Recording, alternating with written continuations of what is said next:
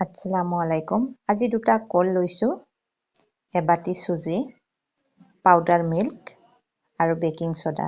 এইখিনি ভালকৈ মিক্স কৰি ল'ম।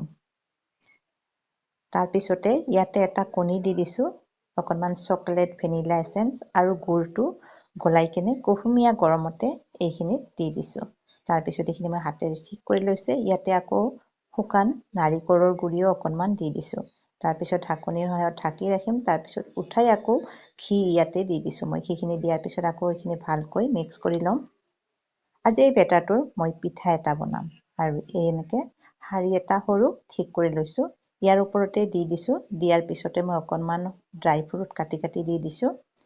তাৰপিছত ভিতৰত পানী দি এনেকৈ বহাই দিছোঁ আৰু এয়া দেখিছেনে পিঠাটো মোৰ হৈয়ে গৈছে আৰু অলপমান আছে কিটো কেঁচা।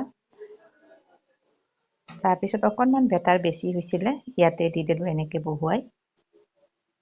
এইকেইটা হৈছে নে নাই এতিয়া চাই আছোঁ মই। চাৰিটাই অকণমান ভিতৰটোত চাই লৈছোঁ আৰু এইকেইটাও এতিয়া হৈ গৈছে। আৰু ৰমজান মাহ বুলি নতুন কিবা এটা বনালোঁ আকৌ আজি। বন্ধু বান্ধৱীসকল, আপোনালোকে যদি বনাই খাইছে বহুত ভাল লাগে, নহয় নে জানে? আৰু যদি বনাই খোৱা নাই, আজি ভিডিঅ'টো চাই আপোনালোকে বনাই খাব। একদম তেলো নালাগে, অলপমান তেল আৰু আমাৰ ঘৰত থকা বস্তুখিনিৰে হৈ যায়। এতিয়া মই ডাঙৰ পিঠাটো কাটি আপোনালোকক দেখুৱাই দিওঁ।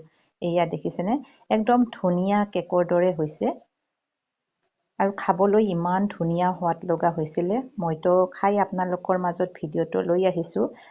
যোৱাকালিৰ ভিডিঅ' আছিল এইটো, সন্ধিয়াতে চাহ খোৱালোঁ এইটো পিঠাৰে আৰু ইমান বেছি ভাল পালোঁ, ভাবিলোঁ আপোনালোকৰ মাজতো লৈ আহোঁ। ৰমজান মাহ যদি কোনোবাই বনাই খাই খাব পাৰিব আৰু সকলোৰে ঘৰত ৰমজান মাহত কলটো থাকেই, নহয়নে?